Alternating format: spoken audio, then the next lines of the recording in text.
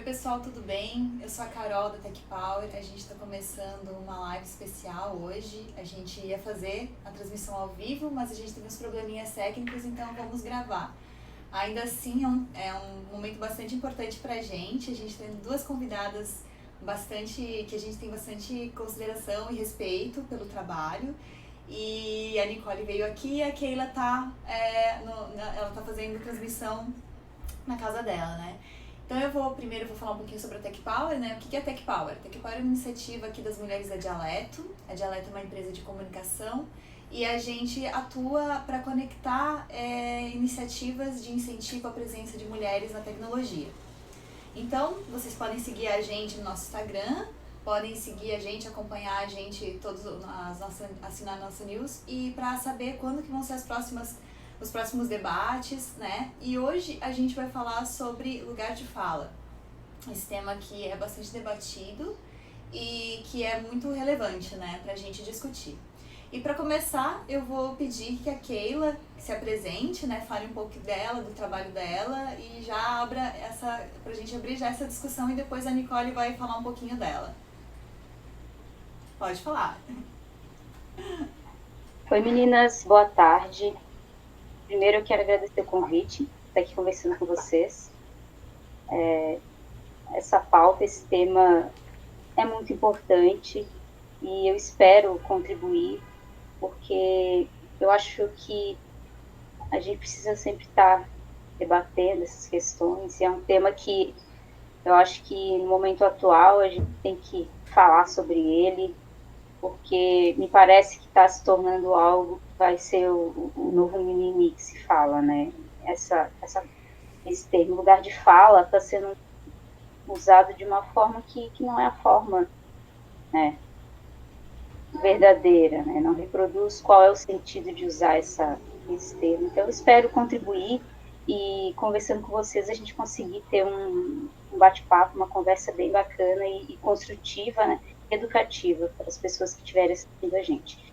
Bom, eu sou a Keila, né? Keila Nunes, moro aqui em Florianópolis, na Grande Florianópolis. Minha área é de tecnologia, na minha formação. Eu conto a minha história e eu não lembro de ter interesse por outra área, minha vida não ser TI. E então toda a minha formação, desde o ensino técnico, né, que o ensino fundamental, o ensino médio já foi técnico, justamente por eu já me interessar muito pela área, e a formação superior também foi toda na área técnica, né? Então, eu sempre trabalhei na área de infraestrutura e serviços de redes, trabalhei em algumas empresas aqui na Grande Florianópolis, e faz uns 5 anos que eu me descobri a minha veia empreendedora, né? Despertei esse interesse de fazer algo para mim, né? E por mim também, né? Por muito tempo a carreira de tecnologia foi a minha dedicação, mas no momento eu percebi que eu precisava mudar, né? Então o empreendedorismo acabou sendo um caminho bem natural para mim. Então eu estou mais ou menos, vou colocar 4 anos aí empreendendo, atuando em alguns projetos e construindo a minha história dentro do setor de tecnologia aqui na Grande Florianópolis, que é um setor que está crescendo muito e eu espero ajudar a construir, né, e a mostrar que as mulheres, né, e principalmente as mulheres negras, eu vou falar como uma mulher negra, podem ter um espaço também nesse ecossistema, né. Eu acho que é isso. A gente pode ir conversando, tá bom? Legal, Keila. Obrigada por você ter aceitado participar, né? E agora a Nicole pode falar um pouquinho sobre você. Bem, boa tarde, pessoal. Agradeço também a oportunidade de estar aqui conversando um pouquinho sobre esse assunto tão importante. Eu me chamo Nicole, eu sou fundadora do Fala Frida, que é uma plataforma online em que eu publico textos escritos por mulheres, eu publico histórias de mulheres, sejam elas relatos, opiniões, contos, poesias. Então o Fala Frida, ele tem muito a ver com o tema de hoje, né? O Fala Frida, ele é um lugar seguro para que as mulheres possam se expressar, né? E ele surgiu a partir de uma crítica minha e de outras mulheres de que há poucos espaços para que a gente possa se expressar, né, de maneira segura. Então, esse é o meu projeto, e eu também sou professora universitária do SESUSC. Eu tenho mestrado e doutorado na área de administração, sempre com esse olhar mais humano, digamos assim. Eu dou aula nos cursos de administração e análise e desenvolvimento de sistemas, então eu ajudo a formar profissionais da tecnologia, e é sempre um debate muito necessário. Então, que bom que a gente está aqui hoje. Que bom, obrigada também por ter vindo até aqui, né? Eu acho que a questão principal e a inicial que a gente tem que começar é explicar o que é lugar de fala, né? A Keila já falou, né, que realmente é um tema que se tornou, acabou se perdendo com a internet, assim, o que é a questão, né? E eu acho que a gente poderia trazer as definições de vocês duas sobre isso, né? Keila quer começar, quer já falar qual que é a tua definição, ou explicar um pouco sobre esse termo?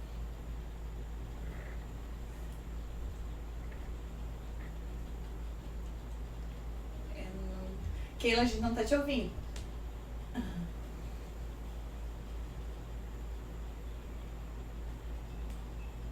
Perdão, agora sim. Bom, meninas, eu gosto de falar de uma forma bem objetiva, né? Você fala, lugar de fala, né? Lugar de fala, todas as pessoas têm, né? Todo mundo pode falar, pode se posicionar, né? Mas em contexto, quando a gente utiliza o lugar de fala, né? Eu preciso entender que, aí de novo, vou puxar para a questão racial, né? Eu sou uma mulher negra e eu tenho lugar de fala para falar das minhas vivências como mulher negra, né? Então, onde eu estiver e tudo que se relacionar às questões de uma mulher negra, eu tenho esse lugar de fala, né? E eu posso falar com base nas vivências que eu tenho, mas essas vivências vão eu preciso, todo mundo tem uma vivência diferente, né? Eu tenho as minhas vivências como uma mulher negra, mas tem mulheres negras que têm uma vivência diferente por conta da história, da trajetória delas, né? Então, eu, no meu espaço de fala, né? E se eu sou uma mulher que tem um certo privilégio, eu preciso falar, né? Reconhecendo que eu tenho esse privilégio e como esse privilégio ele afeta uma outra mulher negra que teve uma vivência diferente da minha, né? Então esse é o lugar de fala. Então, por exemplo, uma mulher branca, ela pode se posicionar, ter o seu lugar de fala para discutir, falar sobre racismo, mas falando do que a condição dela como mulher branca ou dos inúmeros privilégios que as mulheres brancas têm, né? Como isso afeta a mulher negra. Então, esse é o lugar de fala dela. Ela não pode falar de uma vivência que ela não tem, que é a mulher negra que tem, né? Então, basicamente, bem objetivamente, é isso, né? O lugar de fala é isso. Pode complementar, Nicole. Isso, não, exatamente, é bem por aí. Então, eu entendo o lugar de fala como se fosse, assim, digamos, o ponto de vista a partir do qual uma pessoa está no mundo, está na sociedade, né? E tem muito mais a ver com experiências coletivas de grupos do que experiências individuais. É claro que as experiências individuais são importantes, mas a gente está falando de grupos sociais. Então, qual é a minha experiência? Qual é a nossa experiência coletivamente como mulher? Então, esse é uma delimitação, que a gente está falando de marcadores sociais, né? De raça, de gênero, de orientação sexual, por exemplo, né? Então, como que as pessoas, como que os homens homossexuais, que experiências eles têm no mundo? Eles podem falar a partir desse lugar de fala. Mas esse homem homossexual, ele é branco ou ele é negro? Isso é um outro marcador social. Isso já molda a experiência dele de um jeito diferente. Então, se ele é homossexual e negro, provavelmente um tipo de experiência frequente na vida, por estar nessa sociedade. Se ele é homem homossexual e branco, provavelmente é uma outra. Então, são esses marcadores sociais que indicam, e que isso também não é absoluto, mas que eles provavelmente vão dizer muito sobre os tipos de experiências que essas pessoas têm no mundo. Então, não é que eu, como uma pessoa branca, não posso discutir o racismo. Obviamente não se trata disso. Eu não só posso como devo, como todo mundo deve, né?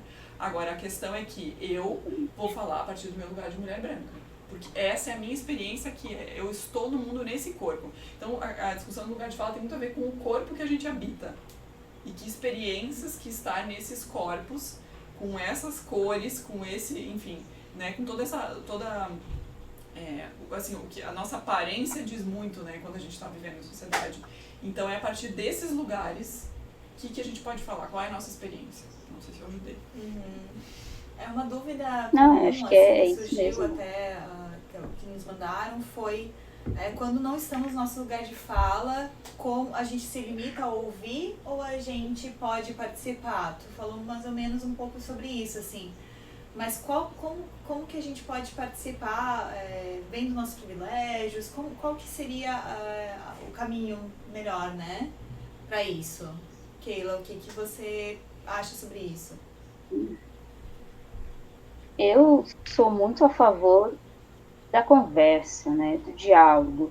E olhando para a questão de educação no nosso país, né, muito da desinformação, vamos falar isso, desinformação, tá? Para não ser muito radical, vamos pensar assim, muitas pessoas não conseguem ter entendimento sobre essas questões porque elas não têm uma educação que vem lá de trás, né, que deveriam.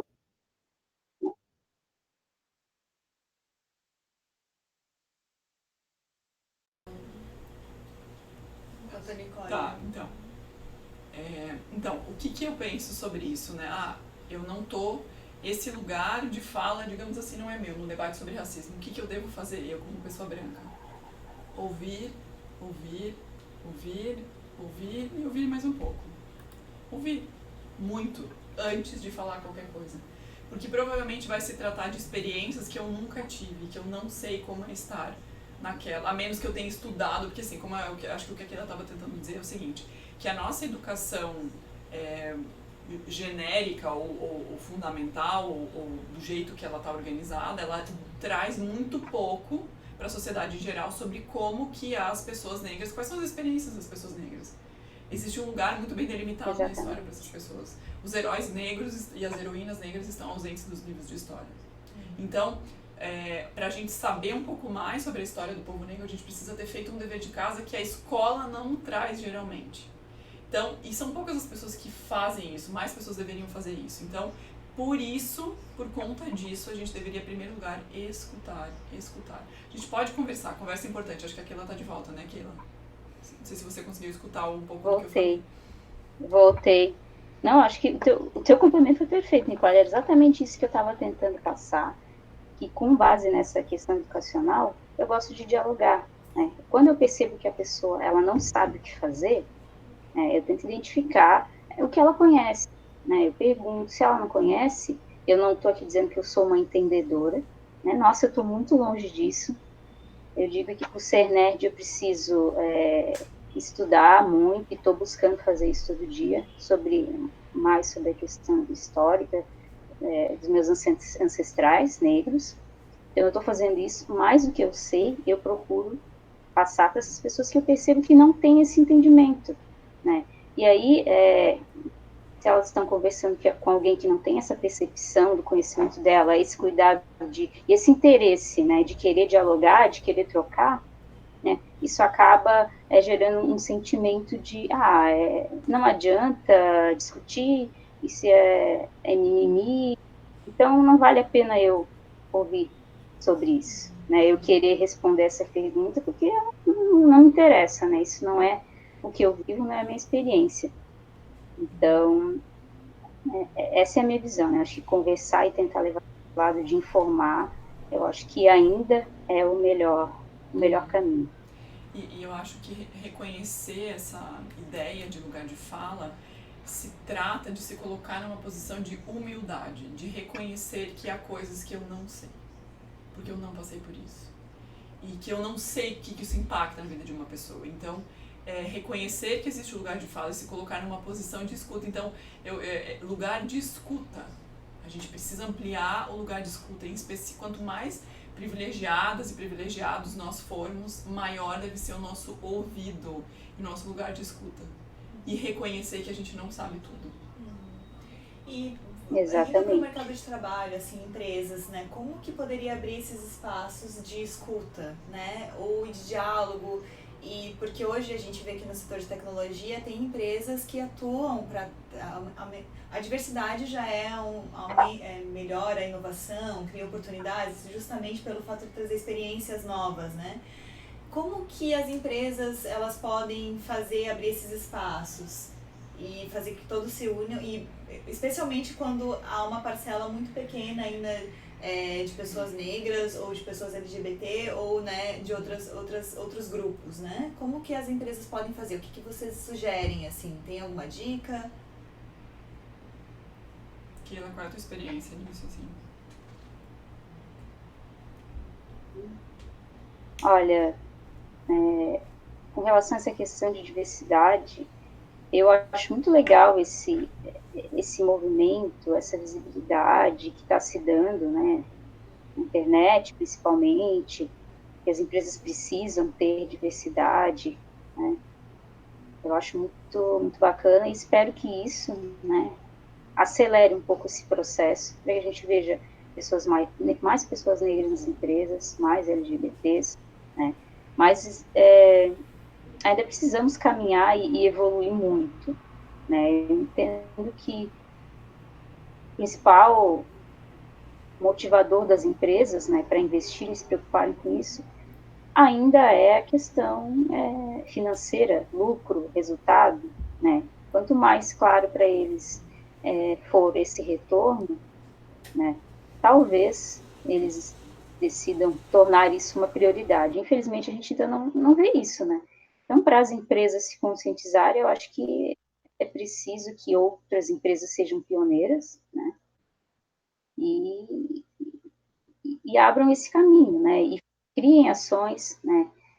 Criem processos seletivos para chamar pessoas negras, né? Para mostrar que a empresa é um ambiente acolhedor, respeitar a diversidade de cultura, que ela não vai sofrer assédio por ser mulher, que a pessoa vai ter um espaço e não vai ser discriminado por ser LGBT. Então, primeiro, a empresa tem que se mostrar ser uma empresa, que as pessoas vão se sentir seguras lá dentro, né? Não adianta só você botar um anúncio, queremos negras trabalhando aqui. Mas, até mesmo durante o processo, essas pessoas não se sentem à vontade e nem motivadas a, de repente, ir trabalhar nessa empresa, né? Querer construir uma carreira. E também não adianta só você ter uma vaga, se dentro da empresa você não tem uma cultura de segurança para essas pessoas, né? Uma cultura de que mulheres não sofrem assédio, que negros não sofrem racismo, né? Então, eu acho que as empresas primeiro têm que olhar para dentro, tem que olhar para o seu ambiente, para a sua cultura e se questionar. Como a gente estamos preparados? Se não estamos, o que a gente pode fazer? Como a gente pode se preparar para que realmente a gente consiga atrair essas pessoas para ter um ambiente diverso de verdade, e porque isso vai gerar um destaque para a empresa, né, no segmento que ela atua. Então, isso é muito claro, assim, para mim. Vai muito da empresa, né? E falar da empresa hoje, a gente tem isso vem de cima, né? Então, uma empresa ele precisa comprar essa ideia para acelerar esse processo, para que aconteça mais rápido, né? Às vezes a gente tem movimentos internos nas empresas, mas que não são apoiados pela autogestão, né? Então, o resultado pode vir, mas demora muito mais. Hoje, ter um negro numa empresa não é diversidade, ter um LGBT não é diversidade. A gente tem que evoluir muito, e muito, assim. Ter uma pessoa negra nas empresas é o que eu vivi, a minha trajetória profissional toda. Eu sempre sendo a única negra nos setores, sempre fui a única negra e mulher nos cursos que eu, durante a minha formação. Então, acho que é isso. As empresas têm que olhar para sua casa e entender que elas estão realmente preparadas para realmente serem diversas, né? Não adianta só mostrar na propaganda, mas ali dentro a história é diferente, né? Acho que tem que começar por aí. Não, exatamente, eu vejo da mesma forma, é bem por aí. E também não adianta você só contratar pessoas com perfis diferentes da norma, que a gente sabe que a norma, não só na tecnologia como em outros setores, a norma é ser homem branco e hétero. Então não adianta só essas pessoas entrarem se elas não permanecem ali. Se existe uma cultura organizacional tão destrutiva ou tão violenta de alguma, né, que as pessoas não consigam permanecer ali. Então, para isso é preciso reconstruir uma cultura segura, uma cultura de abertura. Ontem mesmo eu estava dando uma aula no curso de ADS sobre como criar um ambiente de trabalho seguro, livre de assédio. Assédio seja moral, seja sexual, né? Então, as pessoas precisam entrar, mas precisam ficar. E para que elas fiquem, então assim, não adianta só colocar no site que tem um grupo diverso, que temos um programa para atrair pessoas negras e tal, se lá dentro as piadas racistas acontecem diariamente. Então, não adianta. Aí vira um pinkwashing, ou como queira chamar, né? Vira só uma estratégia de marketing, e não uma prática de fato, né? Então, e aí nesse caso, importa muito como as lideranças tratam as piadas, os casos de assédio, né? Então, assim, se as piadas são recorrentes e permitidas, e alguém da liderança, seja um gestor ou uma gestora, não faz nada, então a mensagem que está sendo enviada é ok fazer isso nessa empresa. Agora, se para cada coisa que acontece, isso é um trabalho de formiga mesmo, um trabalho diário, dizer, olha, não, se não é uma postura legal, ou chamar para conversar, ou mesmo alguma outra colega ou outro colega diz assim, pô, aqui não tem graça nisso, qual é a graça desse comentário? Sabe, não rir, não dar corda, não levar isso adiante. E do mesmo modo para o machismo, né? Tanto para o racismo, para o machismo, para homofobia, LGBTfobia, enfim. Se a gente permitir que essas piadas, que o clima, que o ambiente de trabalho seja permeado por essas piadas constantemente, a gente não vai conseguir ter um ambiente seguro e diverso, de fato, para todas as pessoas.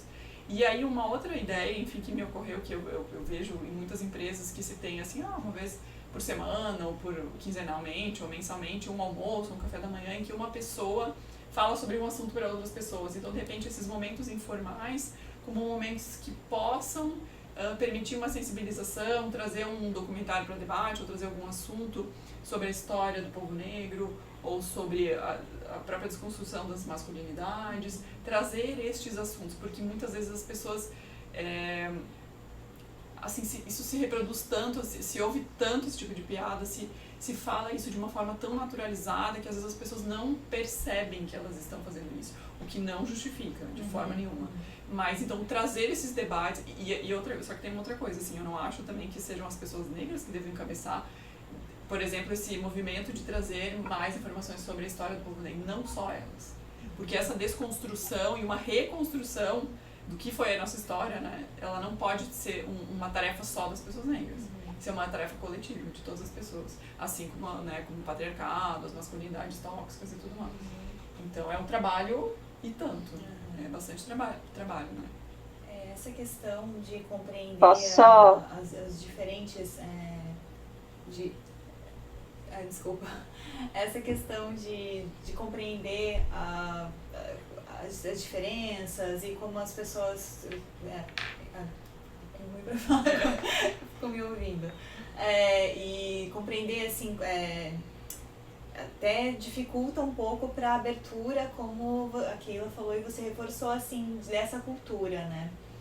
Por exemplo, eu estava lendo o livro da Djamila Ribeiro, Lugar de Fala, que é uma leitura que até a gente indica muito. E ela falava sobre uma questão, por exemplo, sobre a Previdência, né? Que a Previdência hoje ela é dividida em idades e tempo de trabalho.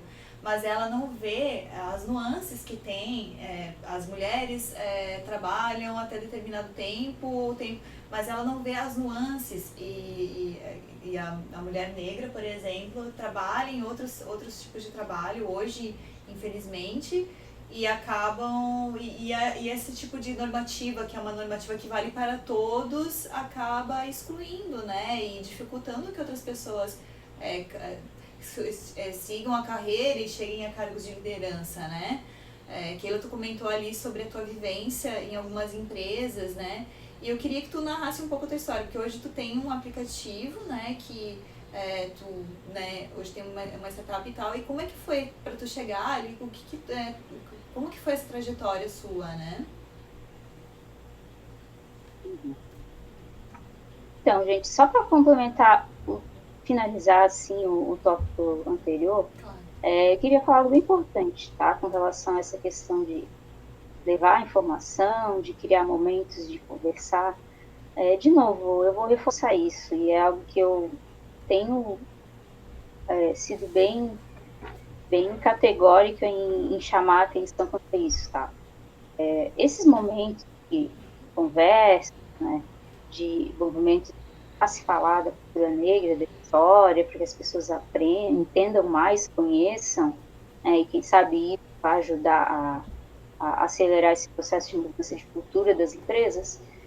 Gente, isso não tem que acontecer só em novembro, tá? A gente tem 365 dias no ano.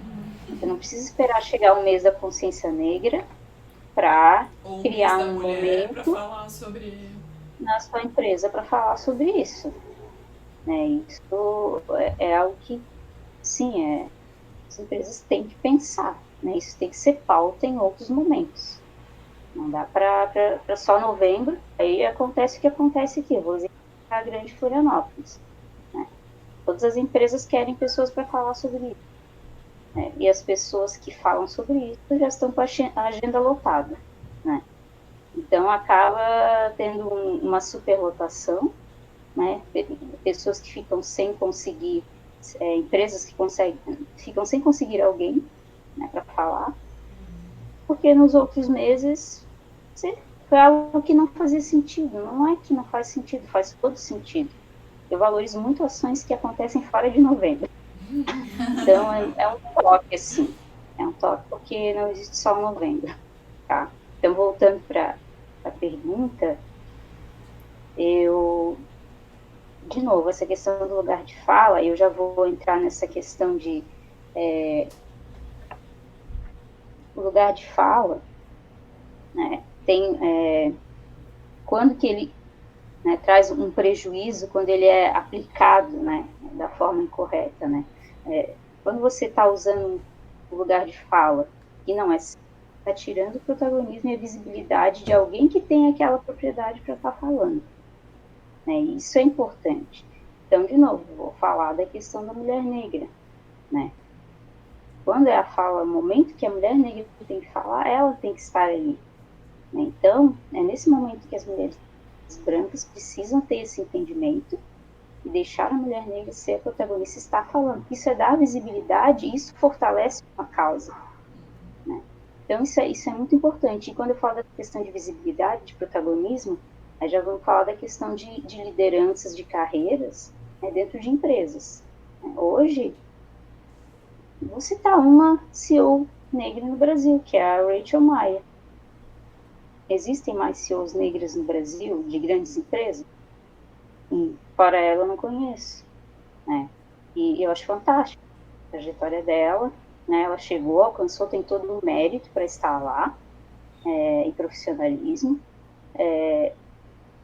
Mas poderiam ter muito mais mulheres negras. E quando você tem uma mulher negra protagonista em um papel de liderança numa empresa, né, você está dando holofote sobre ela, e você está mostrando para uma série de mulheres, e até eu vou falar de meninas, né, que olham hoje para uma carreira na área de tecnologia, por exemplo, e não se enxergam, não se veem, porque faltam empresas aqui onde elas conhecem mulheres que atuam lá e que têm um cargo de liderança e que elas podem sonhar, olha, eu acho que eu posso chegar.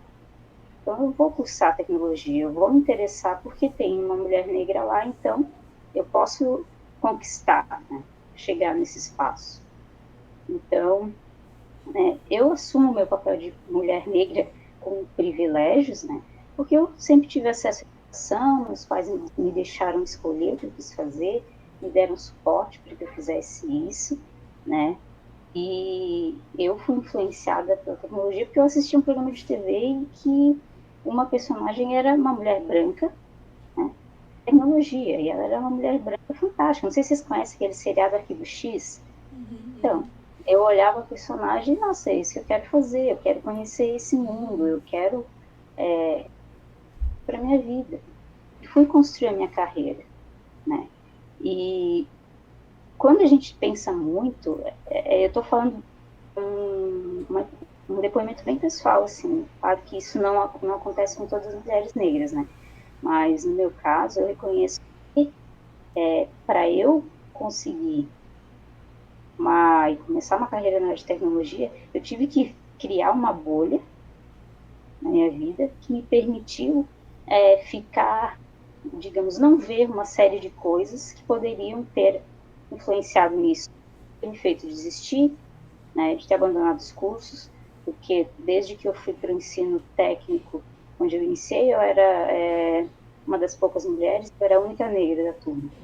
Depois eu fui para a universidade, eu também era a única mulher e era a única negra da turma, né? Então, saí da universidade, comecei a trabalhar, e o cenário não mudou. Eu geralmente era a única mulher e negra ainda, né? Homens negros às vezes tinham um ou dois, mas mulheres, eu era sempre sozinha, né? E então essa bolha criando, ela nos protege, e isso que me fez terminar a faculdade, trabalhar, buscar oportunidades melhores, né? Mas um momento que essa bolha estoura, né? E quando ela explode, a gente consegue ver tudo que a gente não enxergou, que a gente ficou protegido, se protegeu daquele inúmeras séries, situações de machismo, de assédio, né? De racismo mesmo. Fica tudo tão claro, né, pra gente. E aí a gente percebe, nossa, eu preciso, né, eu preciso fazer algo para mudar isso, para mudar essa trajetória, né? E no meu caso da tecnologia, também a tecnologia é uma carreira que às vezes você tem que trabalhar muito, né? Você se dedica muitas horas do dia, às vezes você está em casa, você está trabalhando, principalmente eu que cuidava mais da parte de infraestrutura de serviços. Então eu cheguei num momento assim de extremo cansaço assim, psicológico e físico também. Então eu acho que foi naquela época não se conhecia o burnout, né? Mas eu acho que eu tive um burnout e eu pensei, não, chega, isso não serve mais para mim. Preciso buscar a minha realização de outra forma. Então foi aí que eu saí do corporativo, né? Dei um tempo, cansei um pouco, e aí foi quando começou essa onda de começar a aparecer as primeiras startups e ideias empreendedoras aparecendo, inovadoras no mundo inteiro, no Brasil. Eu comecei a estudar um pouco sobre isso. Aí você vai, nessa época eu comecei a trabalhar como consultora independente em tecnologia, eu comecei a prestar alguns serviços, e num desses clientes que eu fui prestar consultoria, era justamente numa agência de empregadas domésticas, né? Então lá, tendo que conhecer como funcionava todos os processos, né, de selecionar e de encontrar uma doméstica, eu acabei identificando esse outro cenário de diaristas, né, das dificuldades, né, de quem precisa contratar e das próprias diaristas. Então, aí eu pensei, olha, quem sabe é uma oportunidade de eu começar, né, um empreendimento, uma ideia, uma startup disso, né. Comecei o MVP e foi daí que nasceu a Bendita, né, que é essa plataforma que está no ar, né, faz uns 2 anos e meio, mais ou menos, tá operando aqui, para ajudar pessoas a encontrar as diaristas. E eu descobri nesse processo que esse objetivo da Bendita, né, ele tem um propósito bem de impacto social, assim, que afeta diretamente essas mulheres que são as diaristas, né? São mulheres que que são base de pirâmide, né, que têm baixa escolaridade, têm um perfil, uma história de vida bem difícil, vivem com condições bem complicadas, mas que são profissionais que, quando elas se dedicam a ser boas profissionais, no ofício delas, elas são. Então, é dessa forma que a Bendita tenta ajudá-las a ter uma geração de renda frequente, para que elas consigam, primeiro de tudo, que é o objetivo delas, né, é manter sua família. Então, é isso que a gente tenta, mas no futuro a gente conseguir melhorar mais ainda a condição de vida dessas mulheres, né. E, então, com a Bendita, essa é a minha trajetória empreendedora, né, ela está no ar, está funcionando, mas com isso também eu continuo atuando e ajudando em alguns projetos, né, ligados diretamente com essa questão da mulher negra, principalmente tecnologia, e é muito necessário, assim. Ainda hoje, eu ainda vejo pouquíssimas mulheres negras nas empresas, e eu não vejo meninas negras entrando na universidade nos cursos de tecnologia. Então, isso é meio que uma missão para mim, assim. Então, o que eu posso ajudar e contribuir, super bacanas como Technovation Girls, eu faço, assim, com toda a dedicação e amor. Que legal. Acho que é isso. E Nicole, e o Fala Frida, né? Que dá esse espaço também de diálogo e de abertura. Tu já falou um pouquinho sobre ele, mas eu também queria que tu contasse mais ou menos como que tu chegou ali e o impacto desse trabalho também nesse sentido de abrir os espaços de fala e pra gente discuta de outras realidades também. Bom, então eu fiz essa minha trajetória dentro da administração de empresa, uma trajetória acadêmica, e quando eu finalizei o meu doutorado, minha tese de doutorado, que foi sobre, enfim, pós-colonialismo, então eu estudei um pouco o efeito, como que empresas multinacionais fazem negócios nas periferias globais. Então eu estudei o caso de uma empresa brasileira em Moçambique. Então a minha tese, assim, ela foi atravessada pela questão histórica, pela questão do colonialismo e das heranças do colonialismo nos dias de hoje no mundo das empresas. Então, eu meio que finalizei essa etapa e aí eu tive um filho, meu filho nasceu e eu, dentro do meu privilégio, pude ficar com ele um certo tempo sem ter que voltar para o mercado depois de 6 meses de licença maternidade, que é absurdo, na minha opinião, você ter que voltar a trabalhar com um bebê de 6 meses que você mal conseguiu amamentar o mínimo de aleitamento exclusivo recomendado pela Organização Mundial da Saúde, que é 6 meses. Então, se isso coincide com a sua volta ao trabalho, você provavelmente já vai ter querido introduzir outros alimentos, enfim. Então, tem todo um debate em cima disso. Eu não precisei fazer isso.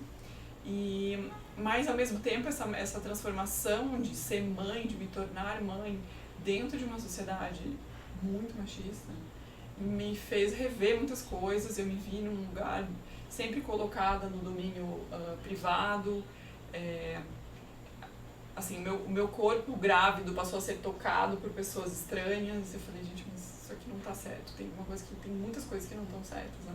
Então, todos os questionamentos e tudo que as pessoas achavam que eu devia fazer enquanto mãe, ou não fazer enquanto mãe, ou enquanto grávida, enquanto mulher grávida, e quais os lugares possíveis para mulheres e mulheres com bebês, toda a questão da amamentação em público, então todas essas questões, assim, me inquietaram, me indignavam muito, e eu decidi direcionar, e aí comecei a estudar muito os movimentos das mulheres, o movimento feminista, direitos das mulheres, e então decidi usar essa angústia, essa raiva mesmo que eu sentia de todo esse, de enxergar com tanta clareza, não que antes eu não visse, mas a partir da maternidade eu consegui enxergar, eu estava num outro lugar de fala, um lugar de não só mulher branca, mas mulher branca mãe.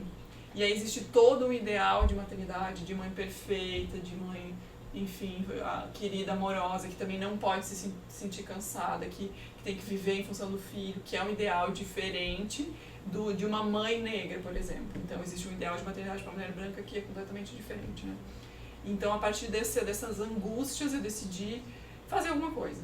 E eu tinha 2 parceiras na época, e as 3 mais ou menos na mesma situação, com filhos pequenos, e, enfim, estudadas, enfim, o que a gente vai fazer. Então, a gente decidiu criar esse lugar para que a gente pudesse contar um pouco sobre as nossas experiências, discutir criticamente e se expressar, mas a gente não queria que ficasse uma coisa só nossa, só a gente falando e outras pessoas escutando. A gente falou, não, vamos abrir um lugar para que outras mulheres possam falar das suas experiências e dessas experiências diversas que elas têm, não só enquanto mães, enquanto mulheres, né? E por isso a gente criou então o Fala Frida, que essa plataforma tem diversas autoras que a gente chama carinhosamente de Fridas, então todas as mulheres que escrevem para Fala Frida são chamadas de Fridas. Tem um perfil delas no site. E também, assim, acaba que o Fala Frida serve como um portfólio de textos, ou de poesias, ou de contos, enfim. Porque você pode mandar o link para uma pessoa e ali vão ter todos os textos daquela autora. Então acaba sendo um lugar que estimula, né? A gente considera que as mulheres foram silenciadas por tempo demais, tiveram muito poucos espaços. Então essa foi a história. E aí, assim, depois do site mais consolidado, eu comecei também a dar cursos, palestras, atuação em empresas, e ligada aí a essa área da diversidade, de como, assim, tanto círculos de mulheres, clubes de leitura, como também esse debate para dentro das empresas, como as empresas precisam ser mais acolhedoras para famílias, não só para mães e pais, né? Porque senão a gente não muda essa situação. Se crianças e mercado de trabalho, esse equilíbrio de vida familiar e pessoal, vida profissional e familiar for só um problema de mulheres, a gente não vai avançar. Enquanto os homens não entrarem e dividirem isso, não tem como a gente ir para frente. E pela atuação de vocês duas, vocês têm percebido assim, que tem realmente receptividade de pessoas de outros grupos para ouvir? Se ainda se fala muito só para os mesmos grupos, que pode acontecer, assim, por exemplo, de ter iniciativas de mulheres que falam para mulheres e os homens não se interessam, como isso tem surgido mais interesse de outras pessoas de outros grupos também?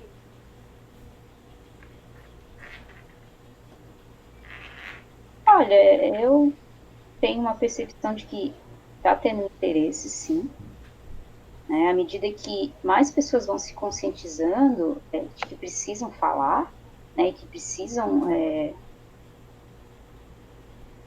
educar as pessoas, ensinar para que elas tomem conhecimento e façam parte da causa também, né? A gente consegue perceber, né?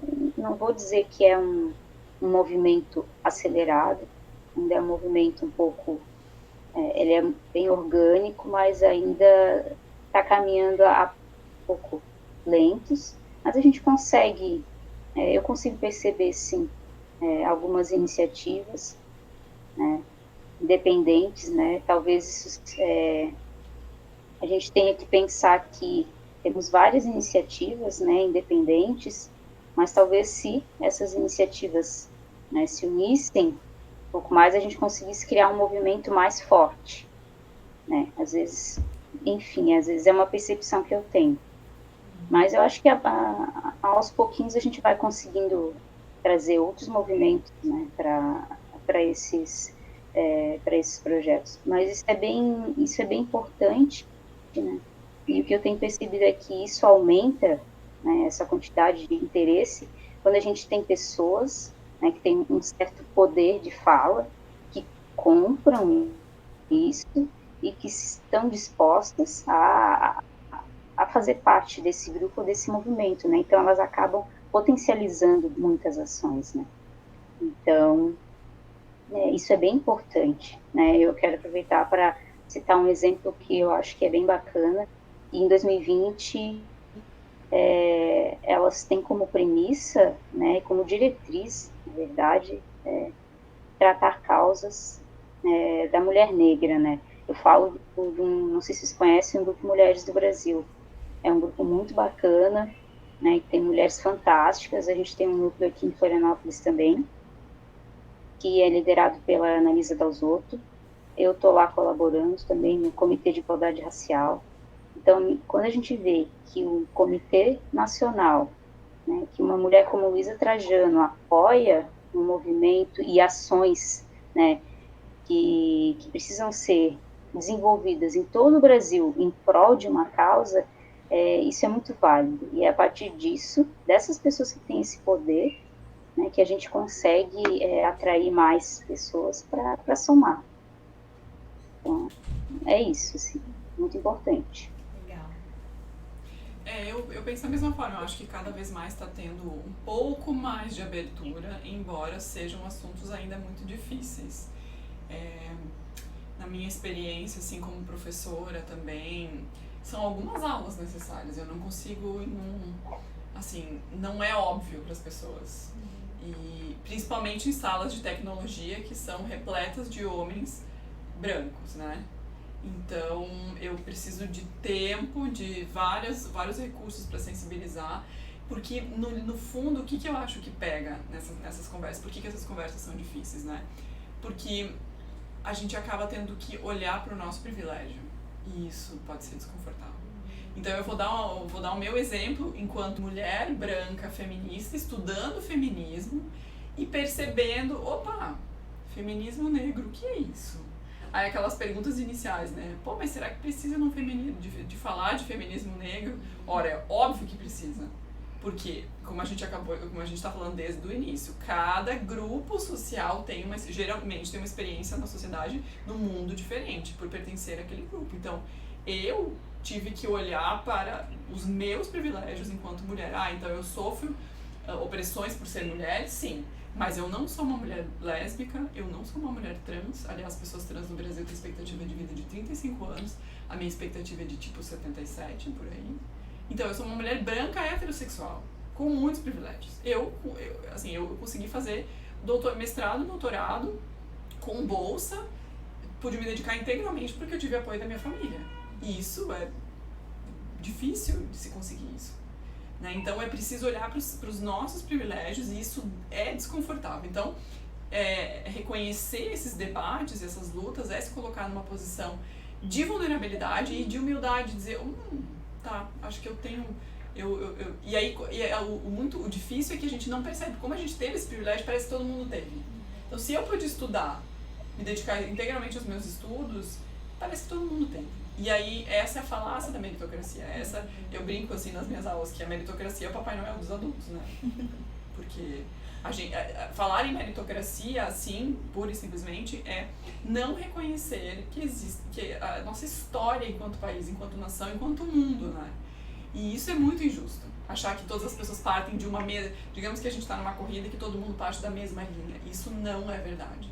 Então, começar a entrar em contato com isso, muitas vezes, é desconfortável. Então, eu julgo que é por isso que esses debates são difíceis, mas também por isso é que eles são necessários e importantes. Legal. Bom, a gente tem pouco tempo, né? Já estamos bem acelerados. Mas alguém pediu dicas de conteúdo sobre o lugar de fala. A gente já falou do livro da Jamila, mas se tiver mais uma dica pra gente e como trazer esses conteúdos pro grupo de amigos, né? Acho que é Keila. Tá. Então, assim, eu vou falar de novo desse livro. Assim, da Jamila Ribeiro, que é uma intelectual negra brasileira, incrível. Esse livro se chama O que é Lugar de Fala, ele é da coleção Feminismos Plurais. É um livro que tem um custo bem acessível, ele é R$19,90, então eu super recomendo, porque ele traz esse resgate histórico um pouco de por que a gente não pode universalizar a categoria mulher, por que ser mulher não é uma coisa única. Por isso que são vários grupos de mulheres e por isso que os movimentos feministas são diversos e é importante que sejam. Então essa seria uma primeira dica. A própria Jamila tem muitos textos, por exemplo, na Carta Capital, ela assina textos em diversos jornais e revistas por aí, e ela fala muito bem sobre esse assunto.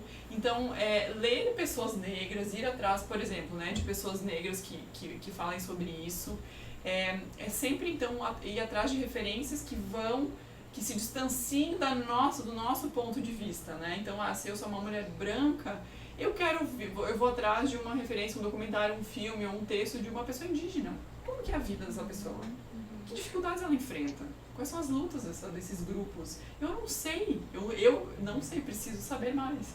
Então eu acho que é essa abertura, né? Eu tenho um texto no Fala Frida também que eu falo sobre isso, que o título é Quem pode falar sobre opressão e preconceito? Então, convidando, na verdade a ideia do texto é convidar todo mundo para debater, reconhecendo que existe um lugar de fala, reconhecendo que no debate sobre igualdade racial, ninguém melhor que a Keila aqui pode falar sobre. Sim. Então, o nosso papel nesse momento é ouvir, né? De novo, reforçando o que a gente está falando desde o começo. Keila, você chegou a ouvir a pergunta? Uma pessoa pediu dicas de conteúdos e como inserir isso entre os amigos, assim, levar essas dicas e trazer esses conteúdos para eles. Eu, sim, assino embaixo na indicação da Nicole. Acho que qualquer obra da Djamila é fantástica para quem quer começar a entender mais sobre diversas questões, não só sobre lugar de fala, tem inúmeros livros, né? E não só livros, né? Internet hoje, além de as pessoas, em vez de pensar só em criar fake news e distrações, é uma fonte inesgotável de informação e de conteúdo super relevante, né? Então, dá para se pesquisar várias autoras, Djamila, a própria Angela Davis, que é americana, que tem livros fantásticos e também fala muito de questões bem importantes. A Lélia Rodrigues, que é brasileira, né, que a própria Angela Davis recentemente esteve no Brasil e falou que os brasileiros têm que olhar para a mina de ouro que eles têm aqui, não só ela fica feliz porque eles consideram o trabalho dela, mas ela aprendeu muito também com uma mulher que está aqui, uma brasileira. Então, muito assim, referências tem inúmeras, assim, de literatura, documentários fantásticos. Eu posso até me comprometer a passar algumas indicações para vocês divulgarem depois, meninas. Que agora de cabeça eu não lembro. Não, a gente vai ficando mais velha, a gente vai esquecendo das coisas quando a gente não anota. Mas, além de indicação de leitura, né, e de documentários, eu acho que é algo que as pessoas precisam fazer cada vez mais. Eu concordo com a Nicole que essa questão de sair pouquinho da sua zona de conforto, né, ou buscar entender um pouco mais e se relacionar com o que é diferente, né, eu falo hoje, a gente tem que começar olhando para as crianças, sabe? Olha para os amiguinhos do seu filho. Seu filho tem amiguinhos negros, né? Menino, tem amigas meninas com que eles convivem, né? Eu acho que vem muito daí, sabe? Se você não tem, se você é uma criança branca e você não tem amiguinhos negros, né, é mais difícil, né? Você, depois de um tempo, você tem interesse em questões porque você não tem um relacionamento com uma pessoa negra, né? Então, depois de adulto, é mais difícil você querer entender, né, as questões, né? Então, acho que a gente tem que olhar para isso, sabe? Eu sei que hoje, principalmente aqui, a gente vive num estado de maioria branca, né? Então, às vezes, e dependendo do ambiente onde você está, você estuda, você trabalha, eu vou citar o meu caso, né? As minhas relações, a maioria são de pessoas brancas, né? Mas eu tenho relacionamentos, né, de amizade, tenho família negra também. Então, é importante você mesclar isso, né? Então, vejo muitas famílias brancas que você não tem uma pessoa negra com quem elas se relacionam. Às vezes, além do porteiro ou da diarista, né, ou de alguém que está servindo, né? Fora isso, não tem nenhuma relação próxima que exista isso. Aí a pessoa vai argumentar, minha família é de pessoas brancas, meus filhos estudam num colégio que só tem pessoas brancas, mas tem outras formas de fazer isso, né? Então, acho que começa por aí, né? Mudar um pouquinho o nosso ambiente e experimentar, conhecer. Legal. A gente está... Acho que vamos finalizando, né? Eu queria agradecer vocês terem se disponibilizado esse tempo para conversar com a gente. A Tech Power tem esse papel de realmente dar espaço e conectar as iniciativas. Então, para a gente é muito especial receber pessoas tão importantes nesses lugares de fala mesmo para comentar sobre esse tema, né? E eu acho que só, assim, se vocês tiverem mais alguma mensagem, alguma coisa que eu não tenha perguntado ou que a gente não tenha discutido sobre esse tema para a gente finalizar aqui, né? Talvez essa questão do privilégio, né? Eu acho que uma questão que muitas pessoas também me perguntam quando estão nesse processo de sair da bolha, de olhar para a nossa história com olhos mais críticos, com esse olhar para a diversidade, algumas pessoas me perguntam assim, tá, agora eu descobri que eu sou uma pessoa privilegiada, o que eu faço? Então, muitas coisas. Se a gente quer realmente uma sociedade mais igual e, consequentemente, ambientes de trabalho mais acolhedores e mais saudáveis, livres de assédio, livres de machismo, livres de racismo, a gente precisa... Então, é como se a gente tivesse... Assim, se eu tenho um microfone, vamos fazer uma metáfora, eu sou professora, eu tenho um microfone na minha mão, certo? Literal e figurativamente. Então, eu tenho o dever, sabendo de tudo isso, de oferecer esse microfone para outras pessoas. E que pessoas que eu vou escolher então para falar? Eu vou tentar chamar outras mulheres, mulheres negras, pessoas indígenas, pessoas gays, LGBT, da comunidade LGBT, enfim. Então, é reconhecer que ao perceber que eu tenho um privilégio e que se eu compartilhar esse privilégio com outras pessoas, esses espaços de poder, que o microfone me dá poder, esses espaços de poder. Se eu compartilhar isso com outras pessoas, se eu chamar outras pessoas para dentro, eu não estou diminuindo o meu privilégio, eu estou só ajudando a dar para todo mundo que é de direito, que é como deveria ser a nossa sociedade mais igualitária, né? Então, não se trata de perdas para quem tem privilégio, eu acho que isso é bem importante. Se trata de dividir melhor entre todas as pessoas os espaços de poder e os espaços de cuidado, os espaços de fazer os trabalhos que se quer menos fazer. Então, na minha leitura, todo mundo deveria fazer um pouco dos dois. Todo mundo deveria ter um pouco de microfone, todo mundo deveria ter um pouco da vassoura na mão. Então, assim, eu vejo que, para mim, é desse modo que a gente consegue construir uma sociedade mais igualitária e melhor para todo mundo. Então, acho que essa seria a minha mensagem final. Legal. Keila? A Nicole foi perfeita, assim, nem tem muito mais, tá? É só reforçar, todo mundo reconhecer que se você está numa condição, né, vamos dizer, de normalidade, né, e você reconhece, isso já é um privilégio, né? Então, você reconhecer isso, né, se você teve acesso à educação, se você tem um bom emprego, né, isso é o que muita gente não consegue ter, né, porque é diferente, né, é outro lado como diferente. Então, reconhecer esse privilégio e utilizar isso para diminuir essa diferença de alguma forma, né. Eu concordo, você não sai perdendo, né, você está ficando, na verdade, mais forte quando você faz isso. Né, quando você dá poder para outras pessoas, elas conseguem ascender, e você está em cima, você só vai subir mais, né, você vai se sentir melhor e você vai ter esse reconhecimento, isso eu vejo.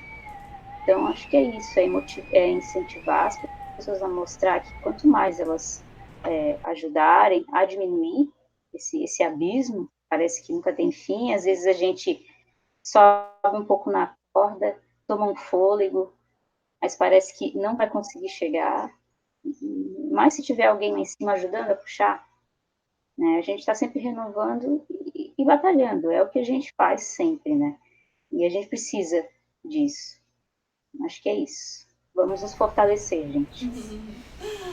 Legal, muito bom. Nossa, muito obrigada mesmo. A gente está super feliz assim desse debate. Acho que foi super proveitoso e trouxe bastante reflexão. E para as pessoas que estão assistindo, agradecer também por terem acompanhado a gente e continuar acompanhando a Tech Power e também o trabalho também da Keila e da Nicole.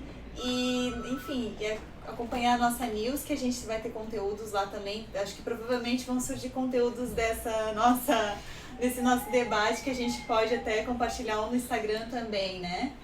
E é isso, muito obrigada mesmo. E foi um prazer conversar com vocês, foi ótimo. Obrigada.